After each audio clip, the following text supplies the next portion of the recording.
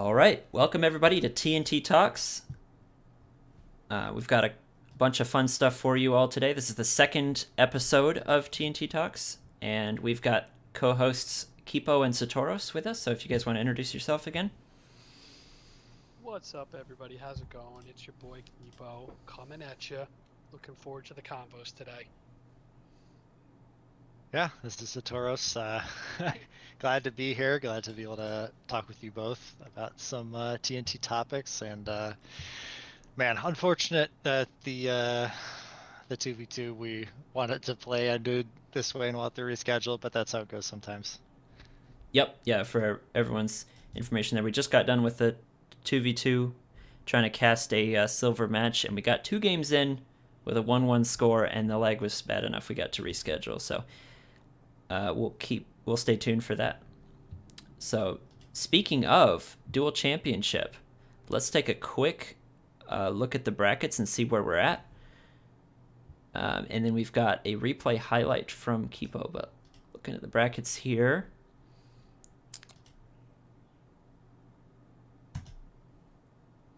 let me pull this up.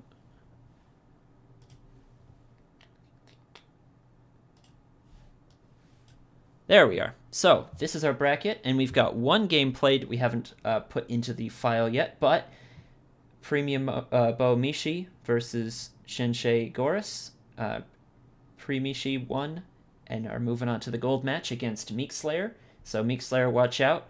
And Stjornshay, thank you guys for playing in the tournament. I hope to see you all next time. And then the game we were just casting, currently tied 1-1, is Sat Leon versus Night Snake on this side. And I still don't know who to give the prediction to there. But yeah, that's what we're looking at. Any comments from you guys on what we've got here? Yeah, I mean, I definitely all of these are going to be good series from this point on. All these teams have proven that they can win. So I'm definitely looking forward to continue to watch these. Yeah, Awesome. I can't wait to see the epic conclusion to Night Snake versus Stat Leon. I mean, those 2 games were nice. I mean, they're like I was saying on the stream that no mole rush, no shenanigans, just straight macro games, and it was a lot of cool, interesting plays and decisions made on both sides. So I'm really looking forward to see how that one concludes. Um, Stat, I know that third game doesn't count because it got lagged out and we dropped, but I liked that you were going in with the lizards. I honestly thought you guys were gonna do some damage there. So Yeah, maybe Night Slayer and Snake got lucky. Who knows? We'll have to see. And then on I the other side, uh, Meek Slayer versus Premium Mishi is just, I mean, that's going to be incredible. I really can't wait for that series. yeah, that'll be great. Yeah, both those teams. I think I've given pretty high predictions to Meek Slayer and Premium Bomishi already. So, but only one of them gets to go into the grand finals. So, we'll have to see there. So, Kipo, you have a highlight actually from the Peebo versus Gorshay match. Let me pull that up, and we'll talk about that briefly. And if you can share your screen on Discord, if you want, I could do Satoru style where you mute and I talk over. I thought that was pretty cool. All right, let's do it. There is my screen shared, and we're gonna go right to, you said 7:10. I'm just gonna go right at 7 minutes here, and it is muted. This was a brilliant play here because what we're seeing is an extremely unfair map for Premium Bo and Mishi. You can see how disconnected they are, right? So Sensej um, and Goris are going to take advantage of the fact that it's going to be very hard for them to defend, and they're going to farm double, right? So the response from Premium Bo and Mishi, Premium Bo is going to build these Lizard Warrens not at his base, but at Mishi's base. He's going to barbed wire up his own base, so that's defended. And then they're going to double down on the defense at Mishi's base. You can see Senshez coming in here. See, because the damage done? No. He meets barbed wire, and they change their entire strategy up, and they go for Mishi. But guess what? Premium Bow built his Lizard Warrens here. So he's going to be able to help out on the defense. Now, they are going to barely break through and barely break this pig, but at the cost of losing their entire army. So it's a super sort of creative and unique approach here to how they defended against this rush specifically, both with the barbed wire and building the Lizard Warrens at Mishi's main. I thought was brilliant.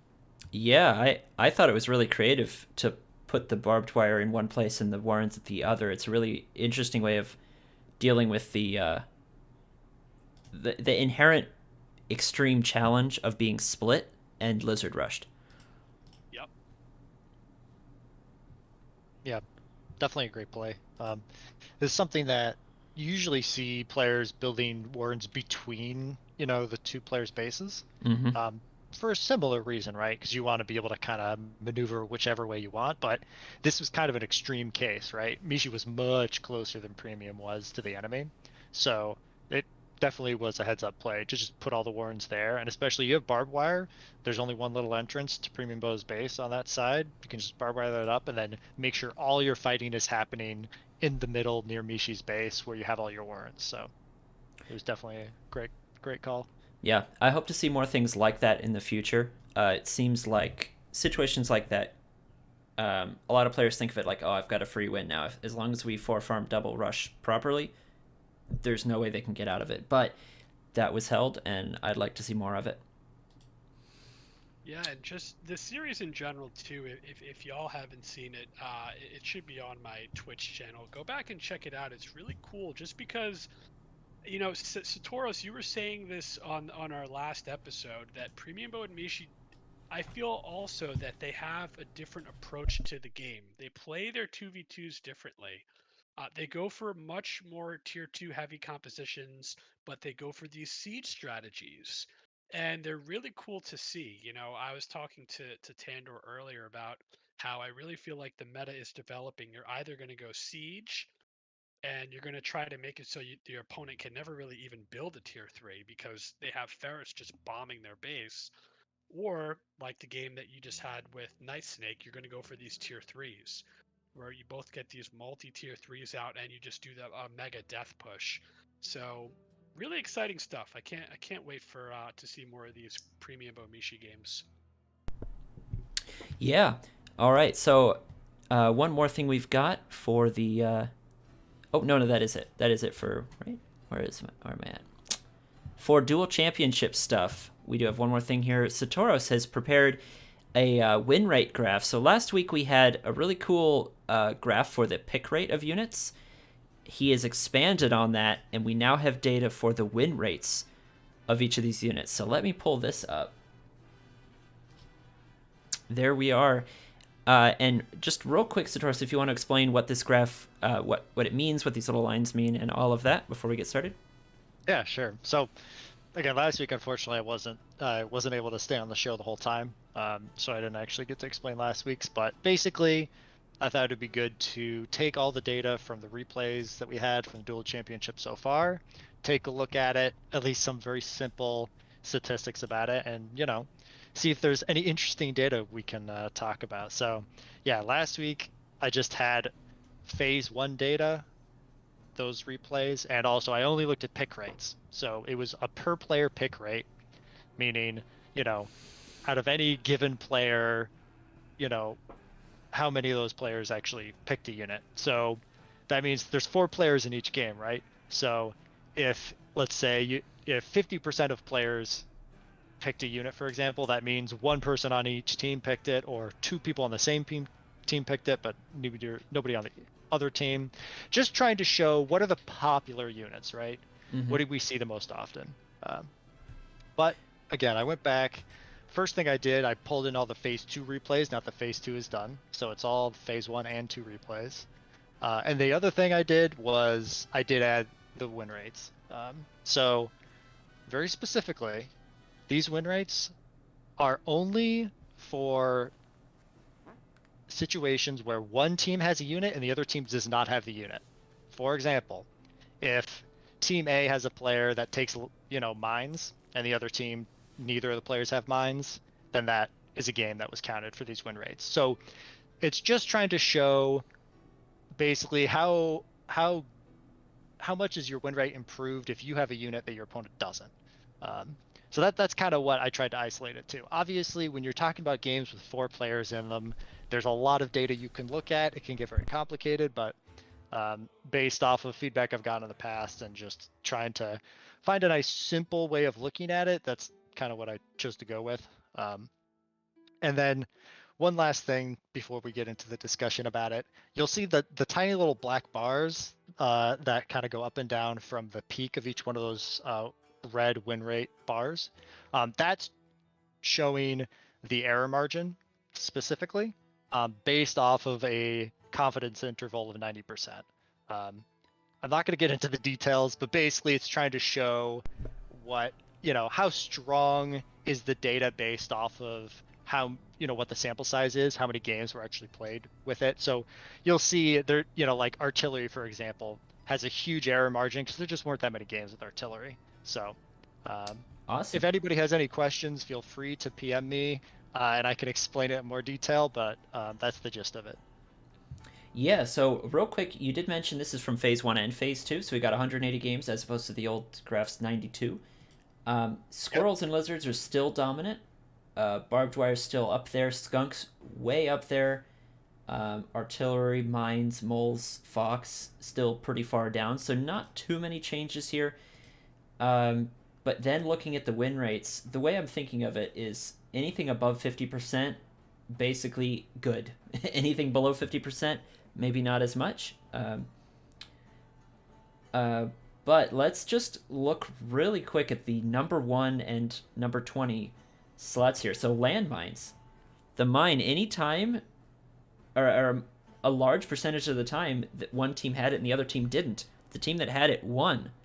I did not expect them to get first place by a lot here. Mines, as we saw in this graph and the other, are picked so rarely. But what are you guys thinking about that?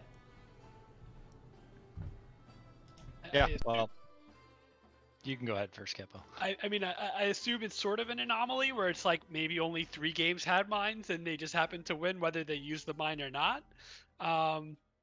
But I think mines in general can be effective. I mean, especially when in all the upper bracket games and all the playoff games we've seen so far, lizards are just running around like crazy. So it makes sense that that mines can be useful in stopping liz run bys. Yeah, so there were 49 games that one team had landmines and the other team did not. So just to clarify on that sample size. And again, that's definitely, on the lower end of number of games, and that's why you see the error margin's pretty high. But again, I can't claim to know exactly why it's exactly as high as it is, but I do see some advantages of mines. So a lot of 2v2s are about map control. There's, you have 4 players as opposed to 2 in a similar size map. So things get very cramped very quickly, and being able to basically control space is very important at 2v2s. And mines are pretty good at that. Obviously, they are a defensive tool. They blow up and do AoE damage. But honestly, besides that, they also give vision. And on top of all that, if your opponent knows that you have mines, they won't necessarily know how many you've put down, where are they, those kind of things. And obviously, if they don't know that you have mines, then, that could be a big advantage too. So I could definitely see some very good uses of mines because of how important map control is. But I have to say, I'm pretty surprised about this data also. I think the discrepancy between pick rate and win rate here, we've got a comment in the chat saying a lot of that was Marmu. And that actually kind of feeds into my theory that they don't automatically give value. You have to be very good with them to actually get value out of them. So I'm suggesting that it's a low skill floor, very high skill ceiling type unit. And if you have a lot of time and really understand how you can get a lot of value out of it, it can do very well, as we see here. But it seems like a lot of players haven't quite figured that out, and so they just kind of leave it off. Yeah. So that's actually a very good point that was brought up. Especially the units that don't have a lot of games, they could be disproportionately high number of games for certain players, and it's possible that that player or that team just has a very high win rate. And so if they happen to, pick Landmine, but they're also just a really strong team, that might skew it a little bit. Right, Um, right. I think obviously, in general, the more data you have, the better, right? The more Yeah. reliable it's going to be. But if a good player takes a unit and wins with it, I think that does still say something. It's good to be aware of what the situation could be that it happened, but yeah. So on the other end of the spectrum, barbed wire. And here's where I know Meek was in the chat, and everyone's been talking about barbed wire a lot. This is the surprise I mentioned. Look at that. Barbed wire has noticeably the smallest win rate. Again, bear in mind, this is when the other team does not have barbed wire. So it seems like in a lot of games where one team had it and the other team didn't, the team that didn't won more than 50% of the time. That's 38 or 39% right there. That is not what I expected. Kipo, what are your thoughts on that?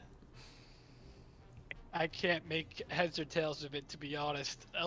All this data is a little above me. I mean, we just saw barbed wire was used in every game in the Sat Leon series, and I think it was used. I think it's been used pretty regularly in some of these upper bracket and playoff games. So Yeah. I'm not sure. Maybe Sat can shed some light on the relevance of this statistic. Yeah, so this one is definitely going to be I think the most surprising in general. Again, 111 games. So there's definitely some sample size there. Now, the first thing that comes to mind when I see this is if a team doesn't take barbed wire, then they have a very specific strategy they're going for, and a lot of times they could either do something. Well, it's kind of interesting, right? Because, for example, in most games, if you're talking about 1v1s, if you build defenses, you're inhibiting your ability to attack, right? So that's in a way a downside. That's one of the reasons why, high level players don't take a whole lot of defenses usually unless they have a very specific reason. Now, barbed wire specifically is very good at controlling openings against tier 1, for example. That's where it seems to shine the most. So I do think that early game barbed wire is still very good. I again, obviously Leon and I used it. We still think serves a good purpose. But I'm wondering if people overvalue it a little bit. It doesn't later in the game. It doesn't do as much. A lot of it is, things that have more range or can have more impact on fighting for the center. Stuff like balloons or even artillery, I feel like maybe has actually more of an impact in 2v2 games as they develop. That it's possible that, again, I can't speak to exactly why it's this low of a win rate, but it's just possible that everybody's used to taking barbed wire as a way to help in the early game to get the early expansions, but that it's not necessarily, first of all, definitely not the only way to do it, and might actually be more of a not as helpful in the mid and late game, and it might be seeing that impact. I'll definitely buy the argument that a team who doesn't go with barbed wire, and thus featuring highly in this graph, would probably not take barbed wire because they have a specific plan. And it seems like having a specific plan in RTS games like this, especially when the game hasn't been played for a dozen years, really, really give an edge. So if you and your team have a strategy that's really, really nailed down, and barbed wire doesn't feature in it, you're probably going to do well anyway just by having that clear plan. Whereas a lot of teams just kind of running a quote unquote default are going to have the wire and might lose to the plan that's built to dismantle it. And just to clarify one more time, these are the games that the win rates here are only for games where one team had the item and the other team didn't. So we're not in the barbed wire strat there. We're not seeing, or count there. We're not seeing any of the games where both teams had barbed wire because there'd be no significant data there to add. The only other one I really want to point out is Squirrels. They have the highest pick rate, but they have the second lowest win rate. So for games where one team does not go Squirrels and the other one does, it seems like the team that didn't have the Squirrels have a statistic lead. That surprises me less than the Wire. But I'm still curious of your inputs, guys. That makes sense to me because lizards are just such a nuisance in 2 versus 2. You almost always have one player running around the map trying to get some free damage off with his lizards, and it's so hard to defend because your territory is twice as large, in a 2 versus 2 because you have to think about your opponent's base as well. So for one team to only go squirrel and not have a single lizard player on their team, I definitely see as a liability. Yeah, I would definitely, in general, agree. I think there's a lot of viable strategies without Squirrel. And I think, again, Squirrel is just such a generic unit. I don't think that taking it severely impacts your win rate, but it just doesn't add as much as so many other units do in 2v2, in my opinion. Yeah. Again, we see a whole lot of other units that aren't necessarily used as much in 1v1s. You're seeing is getting a lot more use, and there's just a lot more flexibility with 2v2 strats. So yeah, and yeah, I want to say that if you're in a lot of times people take Squirrel instead of Lizard or Squirrel instead of Toad, but usually Squirrel instead of Lizard. And if both of your team members do not have Lizards and have Squirrels, we might be seeing a lot of games where, if your team doesn't have Lizards and then you end up being split, you're dead. You're almost definitely dead if the other team catches wind of it and Lizard rushes you. It's so difficult. That's why that last highlighted game was such a big deal. Even with Lizards on both sides, it was such a big deal that the split team held the way they did. It's just so hard. But imagine how much harder that would be if both of those players had Squirrels and not Lizards. So I think that might be part of the reason here is it's just so risky to not have Lizards. Yeah, and I think the more I'm thinking about it, there's definitely some competition between units in the same tier. So if we just talk about tier 1 units for a second, Lizards are generally, like you see, it's the second most picked unit, period. But, a lot of us talk about, map control is so important, having a fast unit like Lizards is really good. Well, if you're taking Lizards, and then you'll see Toads also have performed very well, and are picked I would say a middle amount. They're picked a reasonable amount of time, and they're a natural counter to Lizards. I think it's 5th or 6th place is Toads there.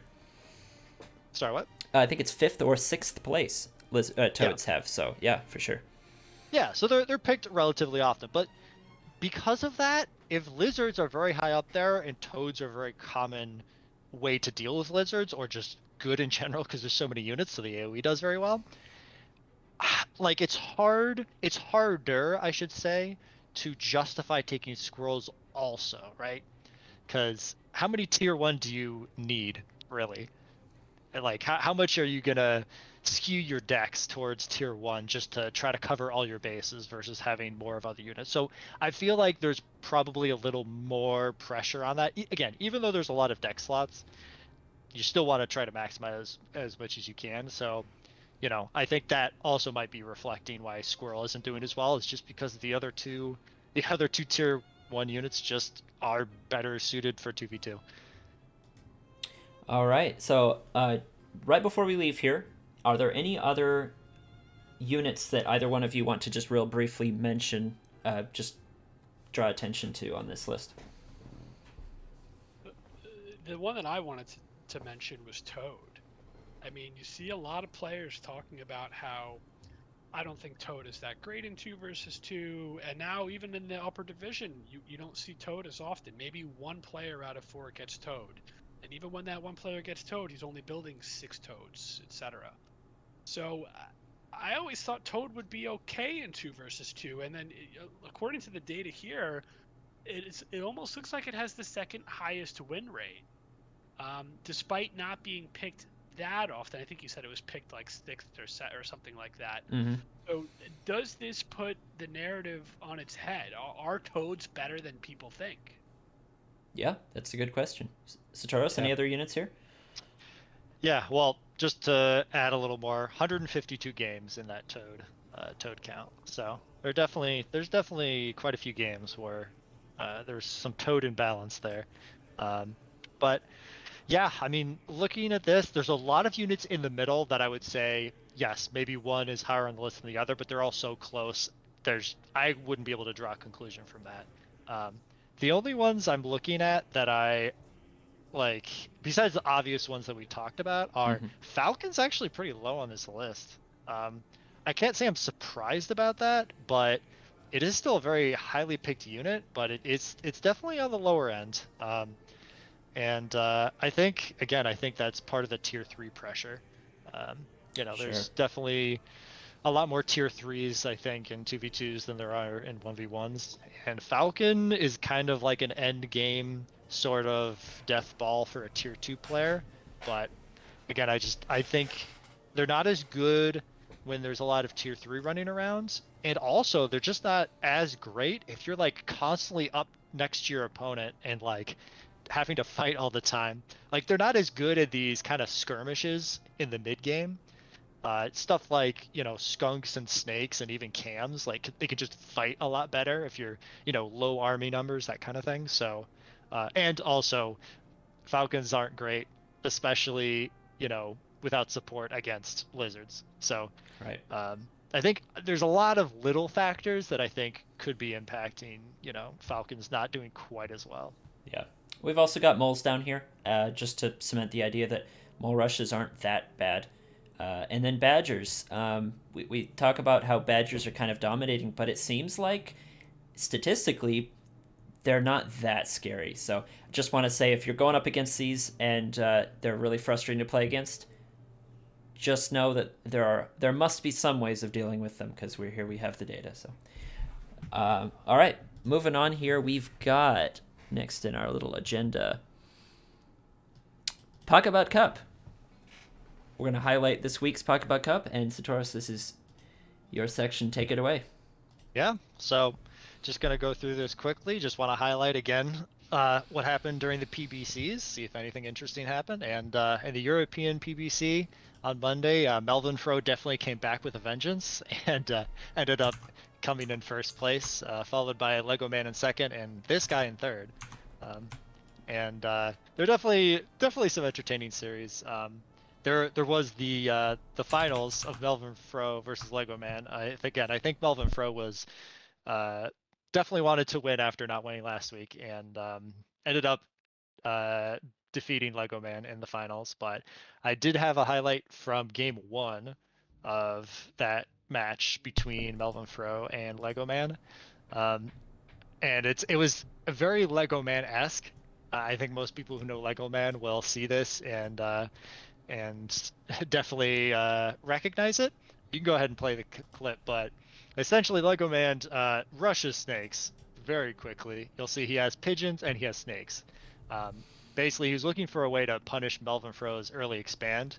Melvin Fro is playing very passive, and you see he's going with his snake poking. And normally having a bunch of squirrels is totally fine against this, but Lego Man does a very nice job of kiting back and just tagging all of the squirrels, keeping the snake alive, and actually getting a good amount of value. He ended up killing a warren, killed like 3 or 4 squirrels there, and actually has a lot of pressure on here. There's definitely some back and forth. Lego Man does end up losing this game in the long run, but I just wanted to highlight that very short clip, basically showing how dangerous snakes can be in the early game when they're basically uncontested. It just can be absolutely devastating. Obviously, Melvin Fro tried to build some farms, easily could have gotten tagged, taken out.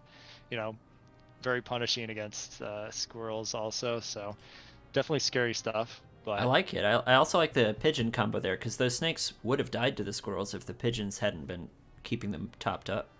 yeah, and so actually, one thing I forgot to say, both of these PBCs were played on the new patch. So this is with changed snakes, That's so they don't right. slow anymore.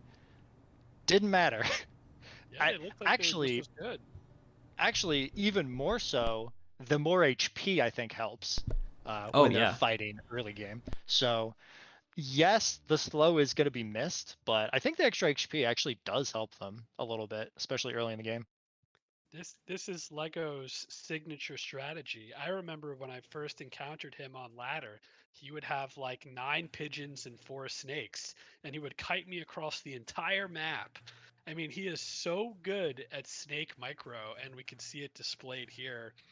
And not many other players do this kind of thing. So I have a lot of respect for Lego. He has a unique approach to the game, and this just pure snake pigeon push is just so Lego-esque, and I love to see it. Yeah.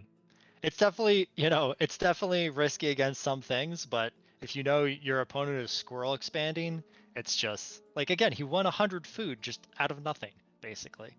The only downside, he didn't have his own mill, but he won 100 food worth. He can go back, get his own expand, get a couple squirrels, and just play a normal game from there. So definitely a very good push. So I do want to jump over to the American PBC at this point. So again, All right. this was also played on the new patch, just to again see how things went. And we actually had this guy who got third in the European PBC, ended up taking first in the American, and second was Fleur. A lot of people know Fleur. And then Tandordraco actually ended up getting third. So congratulations on that. Thanks. And so I do have another clip from the finals for this guy versus Fleur. And it's from game 2, actually. And this guy goes for a big badger push. And Fleur has 5 snakes, but the biggest thing is you'll see he tries to chase the badger around, but he ends up tagging a bunch of squirrels on the way. But the other thing is, this was a very good timing. Like, you see the badger gets away. So this is a big change from, the way it was. That badger would be dead on the old patch. So even though Fleur actually, again, just built a ton of snakes to counter the badger actually ends up getting out. And even though Fleur, again, scouted the badger, built the snakes as the counter, did a very good hold, but this guy actually saves the badger, and he ends up winning the game later, even against all of these snakes. It's because those snakes don't have the same slow as they used to. So again, there's a lot more micro potential against the tier 3 specifically. So this is kind of showing the opposite spectrum of the new snakes. Again, kind of showing extra HP definitely helps in the early game, but the not being able to slow doesn't make them as hard of a counter. Yeah, To to a lot of these specifically units. badger, because the way Yeah. that badgers are played is that you rev them up and then kind of back them up, and if they ever get too damaged, they get out of the way, and now they can escape from snakes too. So Yeah. I think badgers are going to be able to come back into the meta a little bit because they don't have such a hard counter. Yeah. So I thought that was an interesting one to show. Again, because this guy does eventually end up winning, but again, and just seeing that fight, you just think that Badger's gonna evaporate. Like, but again, just manages to get out, and that small difference. Well, not a small difference, but again, a very different outcome of that fight. Just being able to save that Badger makes a huge difference. So yeah, I agree. I think we could definitely see more Badger if this is going to be the way it goes. Yeah, and the Yeah. badger was still countered by the snakes. It's just not as hard. Yeah, Like, exactly. you can see it in this fight. I mean, Floor rolls him in this fight. Oh yeah, absolutely. Yeah, and the snakes killed all of those squirrels as well. The squirrels just melted, and the badger has to run. But the fact that the badger is saved for another day means that it's not over for this guy. Yeah, just allows for more counterplay. Yeah, Again, and that's a more good micro. point though, Kipo. That it wasn't like this guy won the fight. Oh no, he absolutely. That's the thing. That's the crazy thing, right? Is he got crushed in that fight. Like, I'm sure if you looked at the army graph, there was a big difference there. But the fact that he was at least be able to save his badger means the game isn't completely over. Right. There is still, again, room to come back from that. All right, so go ahead, Kipo. No, that's a cool clip. That's good to see. I'm learning, and I'm sure some of the viewers are learning more now about this new patch. So I'm getting more and more excited by the day to see when this thing is going to drop. Yeah, me too. Keep testing it, guys. I think Eel is just trying to get as much data as he can as he gets it implemented. So moving on, community highlights. Kipo, we've got you with Ladder Watch. Yes. So not much has changed since our last episode. Tatanka is still the king at 1,400 points on ladder, followed up by Haru, Melvin, Nightslayer, and Amari. This week, we saw the resurgence of our leader, the man with the title of the best Tooth and Tail player, Meek, taking first place. 25 wins and 18 losses. That, I don't know if you knew this, but you're actually in second on the weekly report. 6 and 2, Little Tatanka in third, 13 and 7. Figured I'd change it up. Instead of doing a season 4 review, I want to go to all time. So this is the all time records.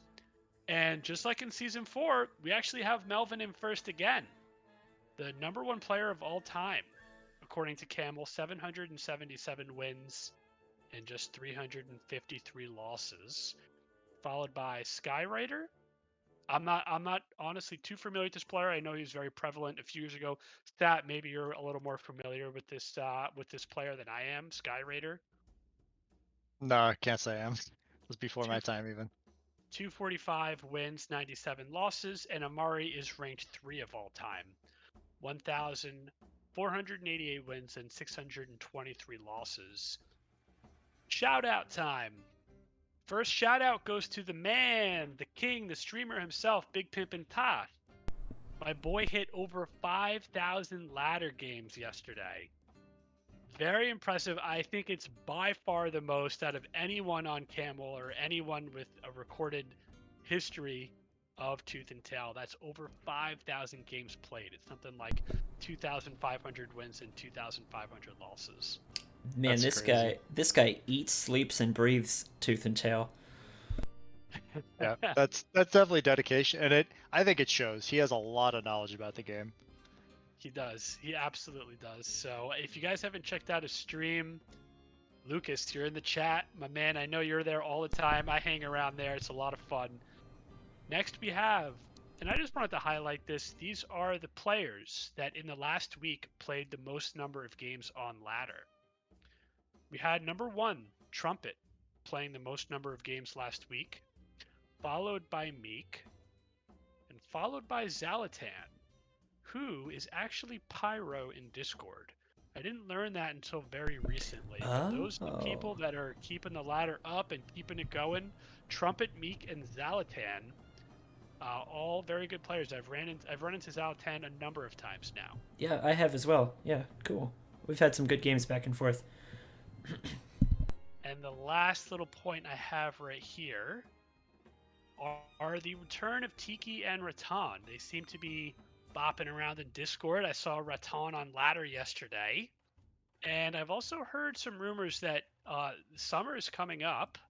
A lot of people are getting out of school, so I think the ladder is going to be a little more populated now. So I'm definitely looking forward to that. Yeah, hype that up. Rattan hit me up the other day and we played a little bit. He was saying he hasn't played in forever, but he still got it. I think he 2-1'd me in our little hangout session, so welcome back. He does, yeah. I went one-on-one with him yesterday, so he's definitely still got it. All right, and then Kipo, you've got unit discussion Discord. You have something to mention here. I know that this is probably going to be a lot about the patch notes coming up. Yes, I have 1 or 2 notes. It was actually pretty quiet this last week. There wasn't that much chatter and unit discussion. We saw the Pocketbot bot going rogue. I don't know if you guys saw this. It was actually kind of funny. Just muting people and otherwise being obnoxious and yelling at people and accusing them of typing too fast. Are you serious? Yeah. Yeah, I've seen that. I don't know what's going on with this bot. It's gone rogue, but I think it's been tamed. I think Masta took care of him. We had Haru, who played on the new patch, and here's what he had to say. Once again, I'm not sure if y'all are familiar with Haru. He typically plays on ladder under the name Ploob. And, you know, as I was saying earlier, he is currently ranked number 2 on ladder. He's been around for forever. Definitely a really good player. I don't know if you guys have played him, but his micro is like insane. In my Yeah. opinion, this patch basically a revert to the game 1 or 2 patches ago. Moles back in the game with the 5 food loss is basically irrelevant. Slightly weaker skunks are mitigated with stronger snakes. Bad toads. Reverting is way better than whatever the current patch is, in my opinion. Toads are bad, and then later he said toads are bad at attacking, but still really good at defending. So a hot take on the patch, pretty much saying the mole change isn't really that substantial, saying that he doesn't really notice that the skunks are weaker, and it's also mitigated by stronger snakes, and that the toads, he at least said that there was a substantial drop off, but he still likes the patch. Regardless, he thinks it's better than the current patch that we're on. And I thought it was interesting. I wanted to pick your brain, him saying toads are bad at attacking, but they're still just as good at defending. Well, yeah, go ahead, Satoros, you first. yeah, I have a lot of thoughts about it. Because there's a lot of changes to toads. I mean, I believe there's 3 main changes, right? So the first one, which I think is the biggest thing, is they're reverting the speed back. So no more road for toads. How sad. But anyways, so toads are going to be normal speed instead of 30% faster. I've definitely heard a lot of varying opinions about it. I think it will make them less, or I think it'll make it harder to use them against lizards. Obviously, they'll still be great in fights against lizards, but the fact that they're slower just means it's a little harder to respond to your opponent's micro, a little harder to reposition them when you need to, etc. Not the end of the world. I think the other change, one of the other changes, is they have 9 HP instead of 8. So this is a buff, obviously. More HP is good. It doesn't change anything about lizards versus toads, because lizards do 3 damage, so it still takes 3 hits to kill them if for some reason they can actually kill them before they explode. But regardless, mostly against squirrels in the early game, they actually take 1 more hit to kill them. It's going to take 5 hits instead of 4. So I think that slightly mitigates the fact that they're slower, at least when you're going against squirrels, because yes, it'll take longer for your toads to actually get to the squirrels to explode, but they'll be able to take 1 more hit. So kind of a wash there. I don't know. I would have to do more testing on that. I think it also affects the pig shots on them as well. Yeah, it affects I don't know the math. pig shots. It affects the DOT from skunks. You know, there's definitely a lot of things that it affects. But I think the biggest changes there were the, like you were saying, the squirrel, and then the pigs. I think was one of the things he was targeting to allow the toads to get up. Oh, okay, interesting. Yeah, I didn't hear about that, or I didn't, hear about that thought process. But then the last thing that's getting changed about toads is their single target damage is being reduced by 2. This, I don't think it's the end of the world for toads, because obviously most of their impact is AoE, right? Against lizards, you care about the AoE. You don't really care that much about the single target damage. That's, the reasons why, one of the reasons why toads is strong against lizards is lizards have to get up really close. So there's a lot more lizards around when the toads reach them and then explode. So you're able to hit a whole bunch of units and get a whole bunch of, extra damage off. But it makes toads a lot, well, maybe not a lot worse, but it definitely makes them worse against certain things like tier 2, for example, like cams. I post a little thing in unit discussion just on that calculation, but I don't know how much of an impact that's really going to make. Again, against lizards, which, again, if you build toads to counter lizards, that doesn't really change except for the speed is a little slower. But I just don't know how that's going to impact how toads are usable in the mid and later game, which, quite frankly, right now, toads are actually pretty good in the mid and late game. You can just kind of target them into an army and get a lot of damage off, again, even on tier 2. But, yeah, I don't know if... I feel like toads are going to drop off in popularity quite a bit, but I've talked a lot about it. I'll let somebody else jump in now. Yeah, so overall I agree. I think they're going to drop to a bit more of a niche role to counteract lizards. Although, against lizards, the lizards have that speed advantage now, so they can kind of counter micro, it doesn't mean lizards can attack toads. They still can't. But because the toads are a little slower, it's a little easier and more doable for the lizards to counter micro, especially on roads. I want to clarify, the toads have the same speed on all terrain types, so they're actually slower than other units on roads, if I'm not mistaken, and still faster than just about everything else in the water. So depending on the terrain, lizards are going to be able to get away from them more easily. So to your question, Kipo, I think toads are still very good defensively against lizards and less good attacking. The lizards can run around them, do their counterattacks and flanks and stuff every bit as well as they could before. Yeah, I think that this area, this inquiry is divisive. I think, you know, the toad and the lizard, people will always be on different sides. Some saying the toad is OP, and others saying that the lizard is OP. You see it in Discord all the time. People saying we need to do something about lizard. They're so annoying. They're so frustrating. They're so powerful. And then people saying the same thing about toad. I was in the camp that I think there's an issue with toads. James, a great player, was the only one that was really using them. So, you know, then they got this buff, and I think that they were buffed just a little too much. I think today, in today's meta, they play too important of a role. So I do think some way to just do a very minor nerf is in order. And I like the slower speed because it enables, you know, kiting, which micro is good and it's important and it's what you want in an RTS, you know, tooth and tail included. But like you said, Satoros, it's sort of mitigated by the HP buff. So I don't know if that's a wash or not, in that if now I can get 2 squirrel volleys off by kiting a toad versus, you know, 3, which I might be able to get with a slower speed, but they still have higher HP, so how much of a difference does that make? We're just going to have to wait and see. I do want to say, I think if it depends on the goal of the kite. If you're kiting to get away from them, it's easier. If you're kiting to pick them off, it might be more of a wash. So I just want to say that is a factor, is what is the actual goal of the kite? Right.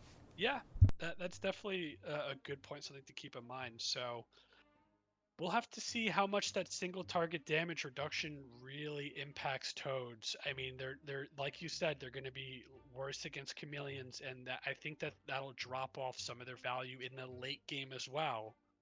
Um, so I mean, overall, I do think it's a step in the right direction, and I hope that they're not useless, and I hope that they still have their place in the game. I just hope that they're just, you know, not as necessary as I feel they currently are today. All right. Anything else there, Kipo, from the unit discussion? I've got 1 or 2 more points. Go for it. We kind of talked about the snake days when we saw that highlight. You know, I had brought this up previously as a concern that I think that without snake days, you're inherently buffing tier 3. And I think that buffing tier 3 is a dangerous proposition because the RNG, the randomness in Tooth and Tail, is not so bad. But once you have prevalent tier 3 units on the table from both sides, it sort of ramps up a bit because the tier 3s are hard countered by each other and they hard counter certain army types and unit sets. So, you know, when it comes to randomness, you want to try to limit it. Some people play standard. You look at someone like Aralu.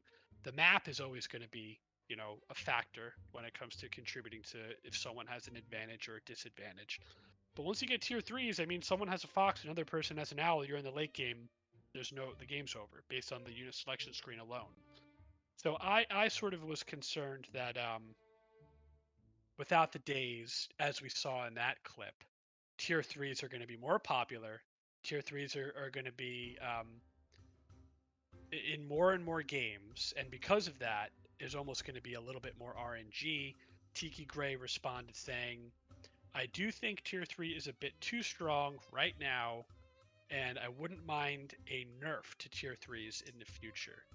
So I want to know what you guys think about this, the interaction between the snake nerf and tier 3s, and the place that a tier 3 should have in the game in general. Because we definitely saw a shift from the last, the saga of Araloo, where Araloo never played with the tier 3.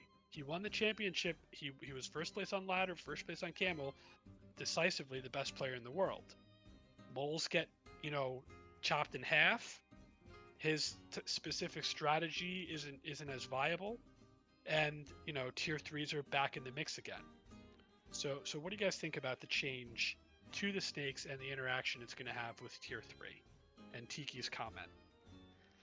So, I think first of all, specifically, this does not affect owls very much. Obviously, most of owls' power is mice. They don't usually get close enough to be targeted directly, so the fact that snakes don't slow targets anymore, not a big deal. But obviously, all the other tier 3, it definitely affects. Again, I do think it helps out the mobile tier 3 the most, which would be Fox and Badger, at least in my opinion. So I think it doesn't affect all tier 3 equally, but it absolutely makes it stronger. I don't think anyone can argue otherwise. Whether tier 3 is too strong now, I don't know. That's a very good question. Obviously, the concern is if you have really strong tier 3 that hard counter each other, then it can become somewhat rock, paper, scissors. But there's still options for playing a very, earlier mid-game heavy deck and just not even getting to that point. Again, I think the fact that moles are getting they're scaling back the penalty for using moles enough that I think they'll get used now. And honestly, I think that fact alone means I don't think tier 3 is going to completely go out of control. I think they're going to be better than they were, but I think the combination, I think the moles being more prevalent will allow more aggressive pushes to happen before tier 3 would come out.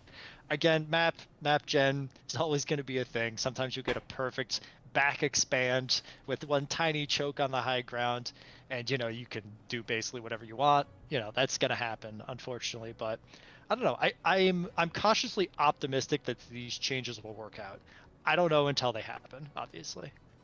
I think Satoros makes a good point about the moles there taking the place of the snakes as a way of shutting down aggressive tier 3 decks like the triple tier 3 or something.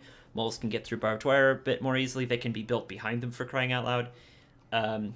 They can shut down macro or econ greed and stuff, so I think that's something to bear in mind.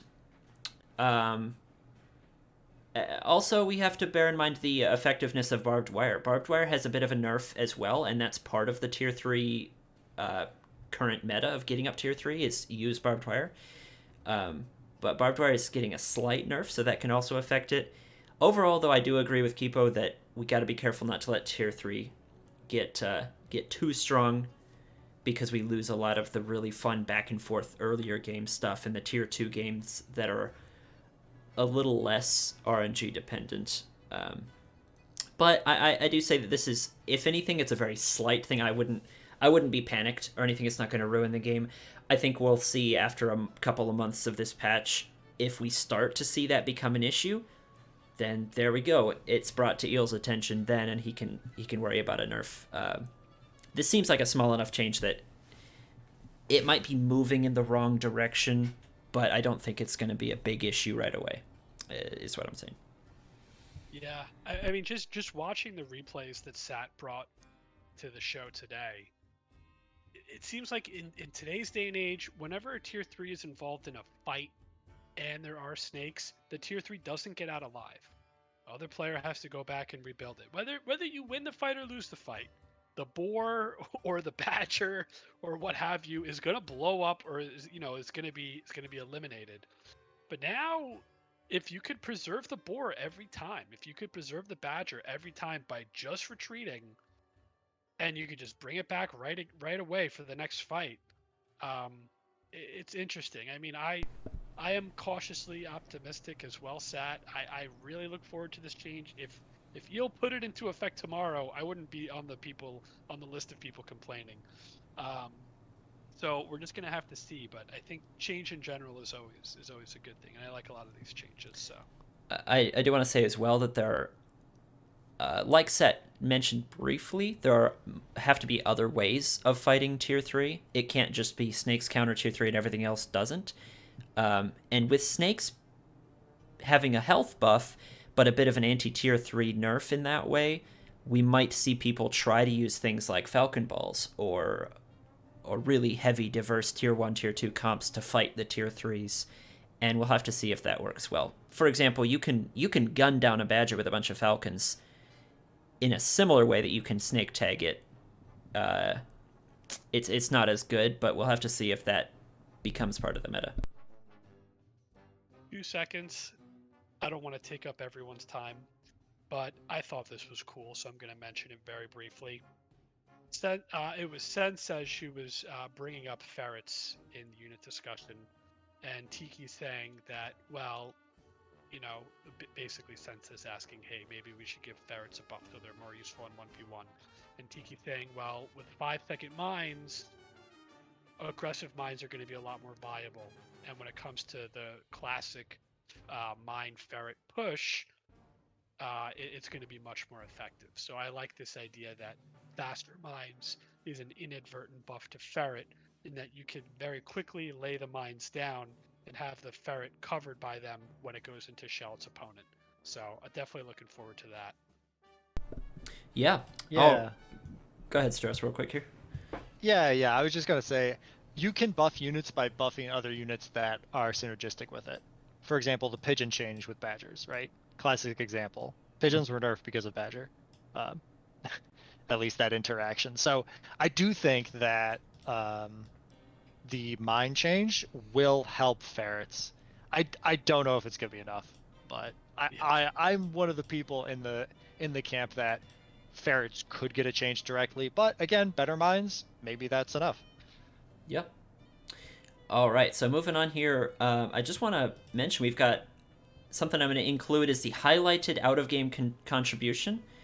So we'll be looking around for things in the community that are not directly related to gameplay, or at least multiplayer competitive gameplay, that are worth mentioning. And I want to start this out by mentioning Leon.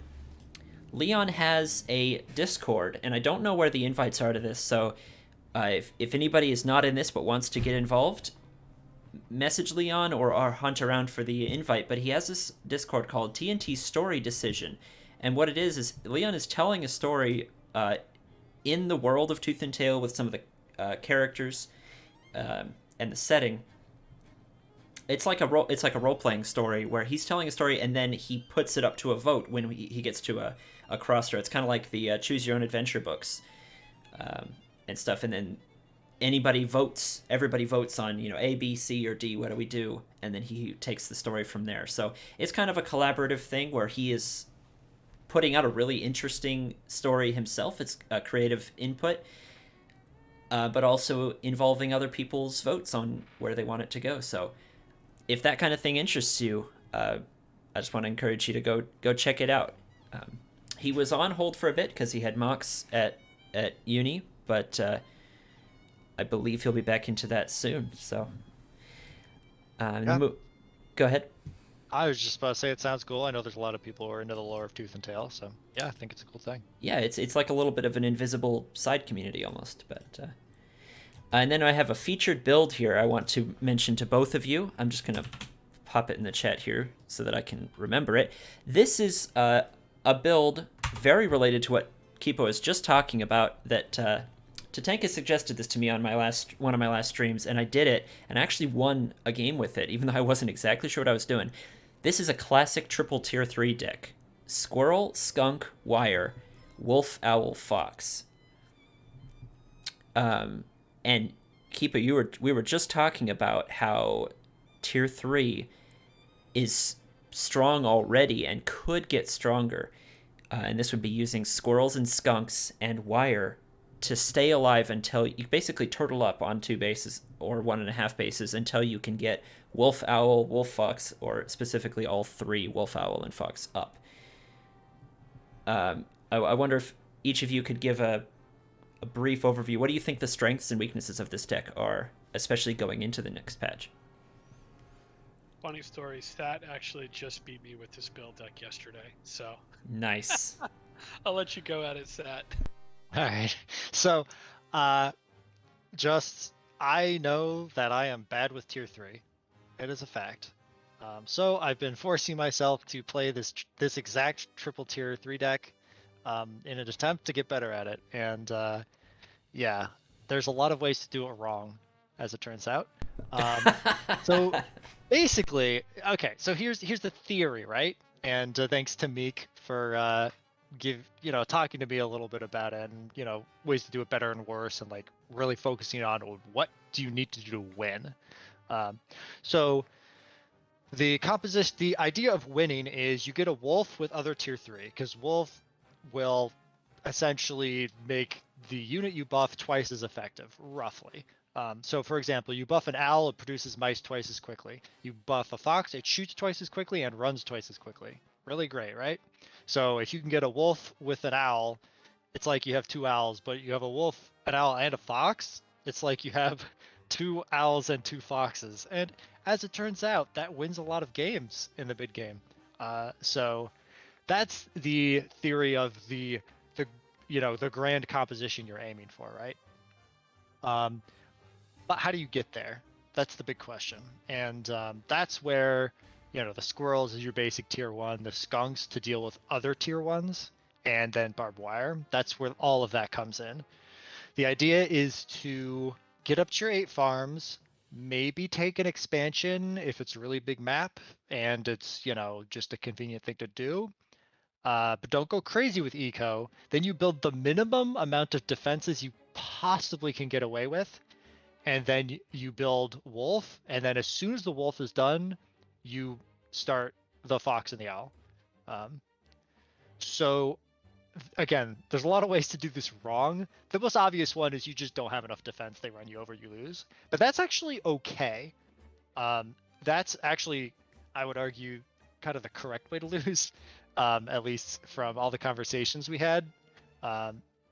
Because even if you get attacked and you take a bunch of damage, but you don't lose the tier 3, like even if you lost all of your, like let's just say they killed 100% of your farms, or you just have 1 farm left, but then you get a wolf, a fox, and an owl.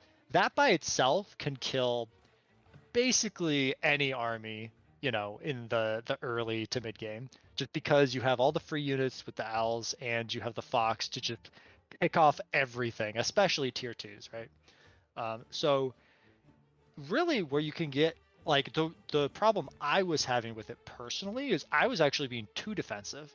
I was too worried about losing to the enemy's push before I got my tier 3 up, that I was actually delaying my tier 3 too long.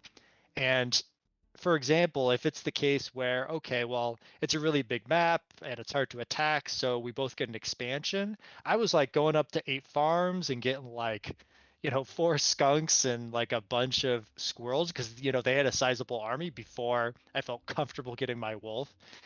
It's just too slow, because if the armies get too big, if they end up getting a 4 skunks and like 6 falcons and a bunch of tier 1, it gets to the point where your tier 3 don't quite put as much value into it, especially if you had to be behind an eco in the first place to get them. So it's better to skimp a little, like again, try to get the minimum defense you possibly can and find a good time to start that tier 3. Again, it's very difficult. It's pretty difficult to do because timing is so important, and also scouting is so important to know when you can get away with it. But again, it's very powerful. So Kipo, if I could actually just ask you specifically, the only 2 units in this list that are being changed are the skunk and the wire. How do you think that's going to affect this? And are there any other changes that will kind of affect this by being on the other side? If somebody is using lizards more against it or something, Interesting. So I don't think the skunk change is really going to have too much of an impact, or the wire change, not with this specific build. I think that if moles become a staple in the meta, then you can almost kiss goodbye to this because the moles are just going to run over the wire and you're just going to be able to push through. So I like to get around this strategy, moles, pigeons, and chameleons. If you have at least one of these 3 units in your build and you could do a timing attack, that's what's going to get you out of this. It's really the only way to get out of it, because if you have a tier 2 centric army and you're just going to say, okay, he's going to go for these tier 3s, I'm just going to eco up and get my tier 2s out, you're going to lose. It's just not going to work out for you. That's what this deck is designed to defeat, are these tier 2 centric armies. Players are going to eco and it's just not going to be enough. You're going to get rolled over. So I like the one base timing attack. Like I said, if you have pigeons, chameleons, or moles, if you have 2 of those 3, then you're probably going to be okay, and you're going to be able to knock them down. Especially if you have snakes or something, because you just got to kill 1 mill and you win the whole game. And like what Satoros was saying on when you're playing this build, I think the first decision that's the most difficult is, do I 1 base it or do I 2 base it? And that's just going to be completely based on the position of the mills and of the terrain and of your opponent's base. So after you make that decision, of course, if you're 1 basing, I like to do something like Squirrel War and Skunk War and Barbed Wire, hold out tier 3. But it all depends. It's a map dependent build. It's definitely a lot of fun to play. If you haven't tried it, if you haven't experimented with it, I would definitely give it a go. Super powerful. I believe we even saw it in the last Premier Championship. Awesome. Yeah. So that's. I think. Go ahead. Sorry, real quick. I think it was Gent who played it against Melvin Fro, like in one of the championships in like a big major game, and actually ended up winning with it. Yeah, and it's just goes to show it's a real thing. It can definitely take games, especially when your opponent's not expecting it. Yeah, and one more time here, this was Tatanka who brought this up to me. It's not his build, but it's one that he's been using, and he suggested it to me, and I used it, and it's doable. So we've just got 2 more things today to wrap up our TnTTalks this week. First, Kipo, you're King of the Hill. This is its first week. What kind of updates do we have for that? Sure. So I'll try and be brief. I know we're running kind of late, but I finally figured out the format, guys. So I can tell you what it is now. You need to see how many players we're going to sign up, and basically here's how it's going to work. There's 2 intermediate hills and there's 2 experienced hills. If you're on the intermediate hill and you win 3 games in a row, automatically get to challenge the experienced king of your choice. The way that this is going to work, these are the games that we have today. This is going to be going live actually right after this stream. So if Pyro wins and if Cactus wins, then Tandor and Chris Colt, I'm horrible at things like this. Let's just say Chris and Tandor are going to go to the bottom of the list. They're going to be first and second in line. Then I'm going to randomly select who's going to be up from this first list. So if I pick Snake and Goris, then Snake will play Pyro and Goris will play Cactus. The same thing's going to be happening on the other end of things, right? So I'm going to randomly select who's going to be playing in Hill Experienced 1. It'll be live on stream. So let's say I pick Trumpet and this guy, then they'll be playing. And let's say Tatanka wins against Melvin Fro, and I randomly select Night Slayer. Tatanka is going to be moved to first in line. And what that means is that after we get through the players that are on deck, then the line is going to come into effect, and Melvin Fro is going to be up first. So it's 4 hills. There's 2 divisions. There's the intermediate/beginner players and the experienced players. And it's just whoever has the most wins, whoever's the king the longest, is going to be crowned the champion at the end of the season. And keep in mind that if you're an inner and you get your 3 wins, let's say Eel gets 3 wins on Inner Hill 2.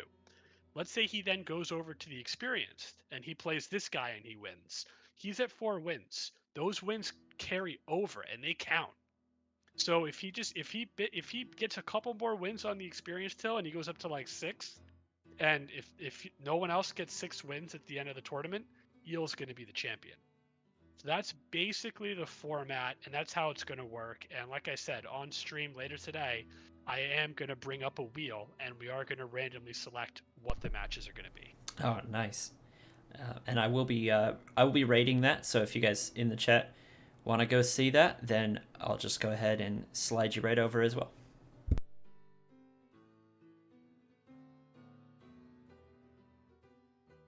Yeah. So Yep. Sounds like a cool format. I'm looking forward to see how it goes. Nice. All right. So the last thing we have today is a tier list, and I'm going to make this into a little bit of a game, and we're going to bring this up at the end of each discussion each week on TnTTalks. So first, I'm just going to start and give you my starting tier list, and I will say I did not overthink this like super much. I just kind of put down my initial impressions, made a couple of changes, and that's going to be the tier list. And I'm just going to give that to you guys in a couple of brief defenses, and then we're going to have Kipo and Satoros each suggest we'll just make one change each. So if you've got a couple of changes you'd like to make, you'll have to pick which one you want to see the most. Just make one change, and then each week we'll bring it back and make one more change each, so it'll kind of develop as we see the meta evolve and as we kind of learn more about all of this stuff together. And if I have other guests on, they'll get their own input as well. So without further ado there, I'm going to get this down. And by the way, this is for the current patch, not the new patch. So when the new patch comes in, I'll either restart it or we'll just adjust. I think we'll probably just adjust from there since it's not too crazy of a patch. But here we have our empty tier list. We're going to start with D tier here. And I think predictably in this patch, I hope I don't get too much flack for this, we've got only one D tier unit. It's going to be the moles. And we've got in the chat saying that moles should be below D, but I'll just give them the benefit of the doubt and say moles are solidly D tier. Moving on up to C tier. So, by the way, let me also briefly just explain what these tiers would mean. So D tier is like, don't ever use this unit. If you do, your own loss is at your own risk. So if you want to win games, don't use the moles. They are their own tier. So C tier is saved for extremely niche units that can be quite powerful, but generally speaking are not. And if you're a beginner, if you want to have fun, play with whatever you want. But if you're a beginner trying to get better, maybe avoid these. So C tier, we've got, where is my ferret boy? There he is. So again, ferrets are pretty niche, and they have their uses, and they're pretty strong uses, but overall, they're not that strong, so you can safely go without them. Next, I am putting Badger in C tier right now, and that one might be a bit more controversial. It's scary when it comes out, but I'll say it has a lot of weaknesses in the current patch, and it's tough to use just right. Another caveat, this is for 1v1s only. This is a 1v1 tier list, so 2v2, Badger would be higher, I think. Next C tier, we've got the Artie. This one is pretty map dependent, and so pretty niche, and it's not seen all that often. It has its scary moments, but generally speaking, you can go without it. And the last C tier unit I'm going to put here is turrets. This one, I'm not so sure, but I might put this one higher later. But again, this is just my first impressions. The turret, you can do just fine without it in almost every situation, and it has some interesting uses that can just be done better by other units. So there we have our C tier for now. Moving on to B tier, this is units that are good, but generally speaking, the stuff they do can be done a little bit better by other things, or they're not completely worth an entire deck slot when you only have 6 deck slots. And I'm going to start with Pigeons. Pigeons have a lot of really cool uses. We even saw, for example, Lego Man in the highlighted Pocketbot Cup use them to really great effect. But they have some critical weaknesses, like against lizard players early on. And if you're not going to use them every game, it's kind of a waste of a deck slot sometimes. So they're just not quite as good. Then we have Wolf. same thing. Pretty powerful, but they don't get used all the time, and so sometimes it's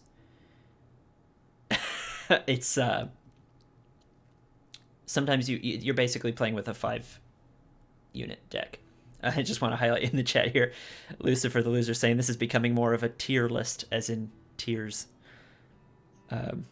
which is funny. And guys, we're going to be editing this, so if there are big complaints, then we'll solve them in the next couple of weeks. So stick around.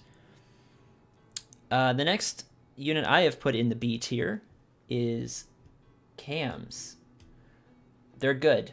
There's just things like skunks that currently in this patch do most of the same things a little bit better. We've got fox.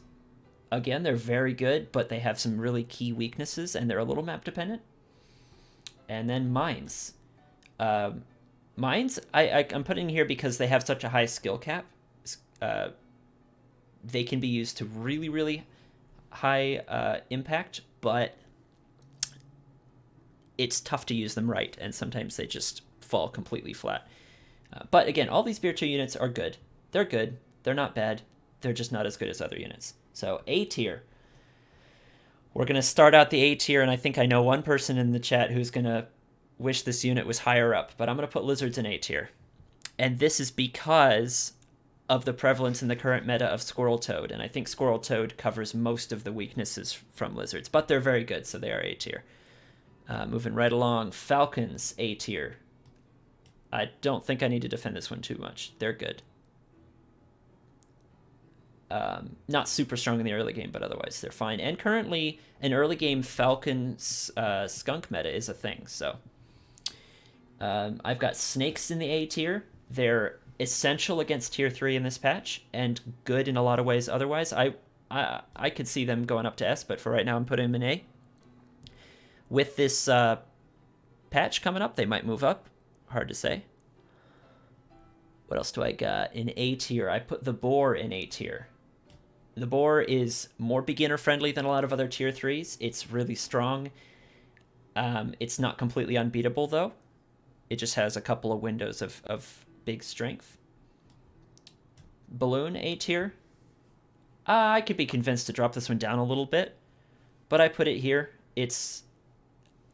When you get enough of them, there is nothing stronger in the game, I believe, than a gigantic balloon wall, because you can't even scout through it. You can't even tell your units to go up to it because your commander dies right away. It's pretty map dependent as well, but on top of all of that, the vision that it gives you is just huge. And vision is everything in an RTS. Wire I'm going to put up in A tier because of the triple tier 3 deck we were just looking at.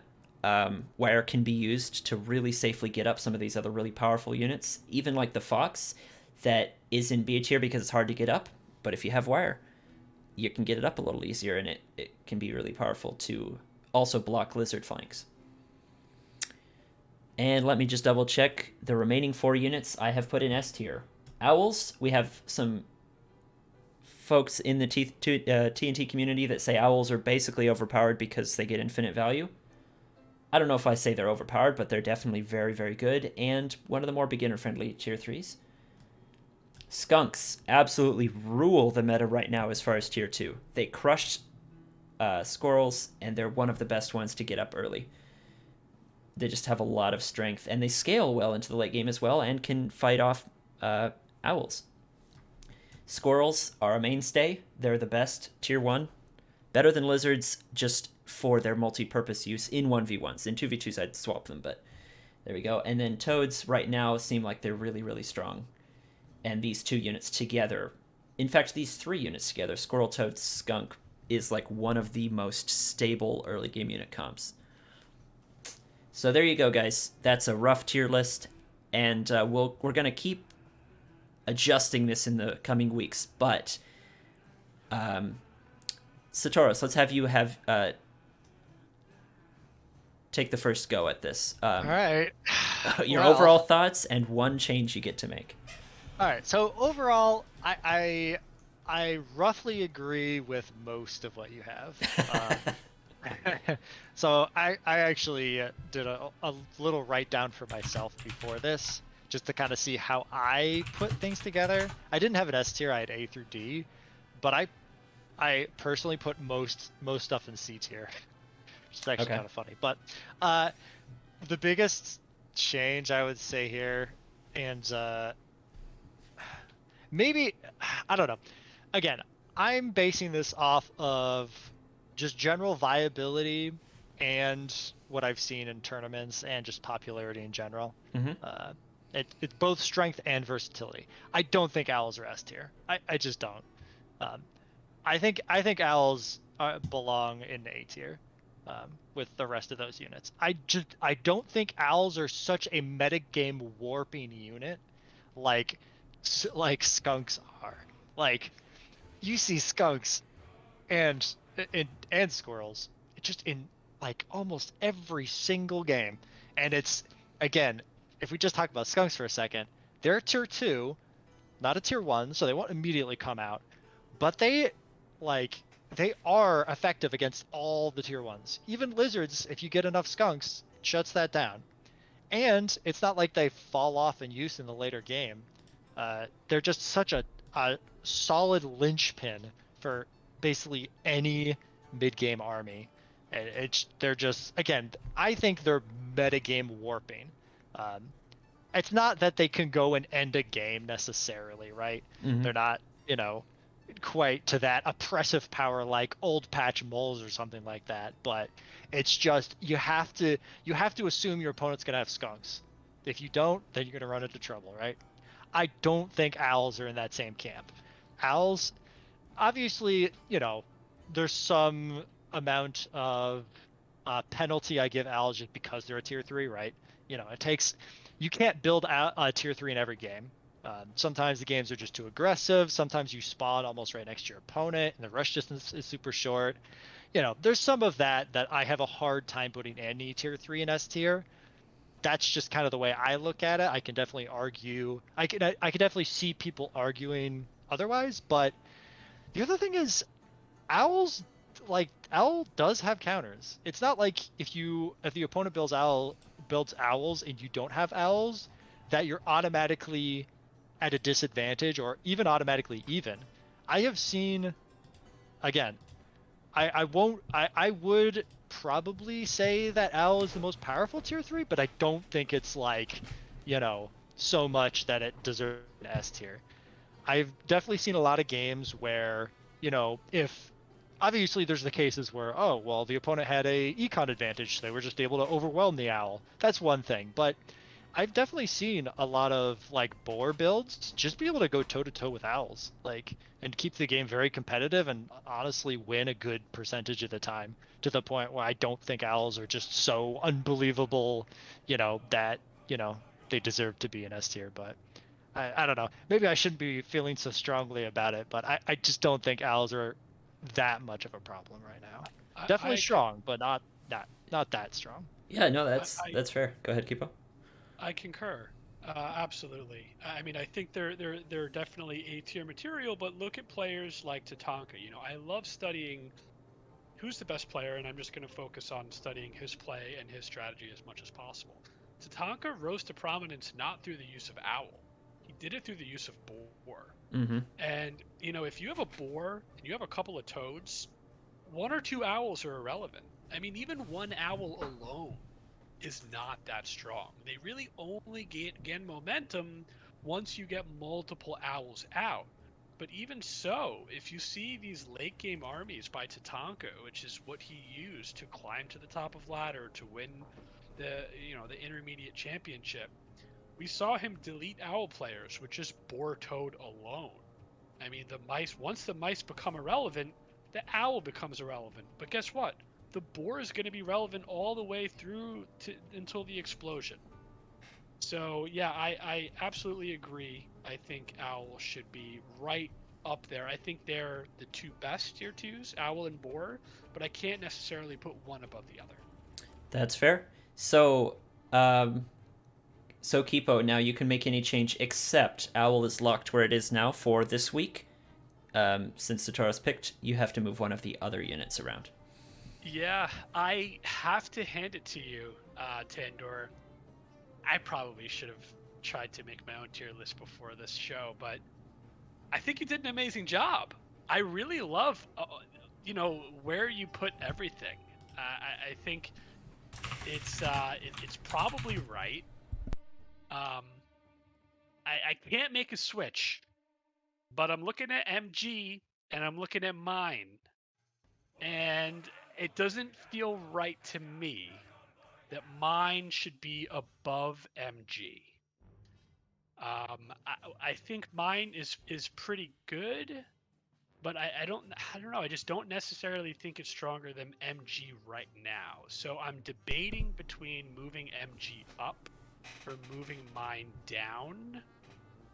And I don't know. My heart's telling me mine's got to be dropped down to C, but I want to hear what you guys think.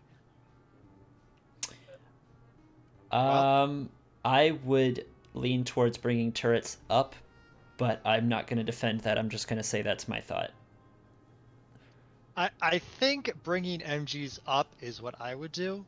And I think the reason why is, yes, they're not as powerful as you could argue all of the other defensive options, but they do have very good versatility, which I definitely give credit towards.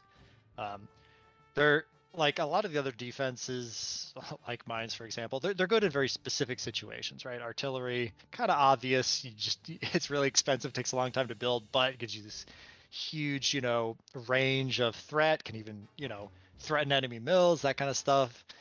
Balloon, very good for vision control, but quite frankly, not that great in a straight up fight, especially when there's a lot of tier 1. Wire, again, very specific, basically just blocks tier 1. But MG is almost just like a grounded Falcon. If you can place it in the right place and defend it properly, it can actually be very powerful on the defense. And again, you can use it in a lot of the same situations you can Wire. Wire just does it slightly better most of the time, which is the reason why I think a lot of people don't use MGs. Is because Wire just does it slightly better most of the time, but MGs are still solid. Like, still a lot you can do with them. Well, there you go, Kipo. Are you sold? I like it. I'm gonna choose to move MG up to B tier, and let me tell you, my bread and butter deck right now has an MG in it. Oh, really? It does, because what I do is I run Squizzard because I'm an anti-Toad player, and the way that you can hold off against Toads in the early game is throwing down an MG, and an MG will cover more territory than Wire. Whereas if you have a big wide open space, you might have to put 10 Wire down or what have you, or even more, where you can just put 1 or 2 well-placed MGs and they'll cover the same amount of territory. The MG isn't only useful in the beginning of the game when you're getting hit with the Squirrel Toad push, but it could also be used in the mid and the late game. The late game, MG is the best defense against Mass Owl. I think it's better than Artie. I think it's better than Balloon. I think it's better than everything. If you get a nice chunk of MGs, the Owl won't be able to break through it. It's just too powerful. But what I like to use the MG in is just getting that little extra bit of tempo in these mid-game fights and skirmishes on the middle of the map. If I have a tempo advantage and I have snakes that I could use to basically leverage a position, I'll grab a mill in the middle of the map and I'll throw down a couple MGs and I'll just stake out that position. And the reason you could do it with MGs is because the balloons and all the other ones, some of them take too long to get up, and other ones like Wire, it relies on your opponent sort of attacking into you, and they don't cover as much territory. Whereas if I could just stake out a position, throw up a couple MGs, then I know the fight's going to be in this general vicinity. I could always retreat to them. Plus, they also counter. Fox is really good in the late game. So I think it's versatile for all of these reasons and more. So it's in my go-to staple deck if I'm trying to win. So I like it a lot. So maybe I'm biased, but I think I've experimented and played a lot with mines and MGs, and can't say one's better than the other. So I like the move of bringing the MG up. I'll buy it. And I did describe C tier here as being very niche, and as you describe it, turrets are not necessarily so niche. So there you go, folks. That is our tier list for this week. I'm going to download this and post it in the unit discussion and hopefully spark a couple of fights for Kipo to report on next week. And and we'll each have one change. I'll just have one. Kipo and Satoros will each have one change for next week to keep it alive and keep it moving. Because I think one of the downsides of tier lists is people tend to make them and go, okay, done. I don't think it's ever done. So we'll keep adjusting, and we'll see. And if nobody has any changes, we might throw a wrench in the works and cut a tier or add one or something crazy like that. So.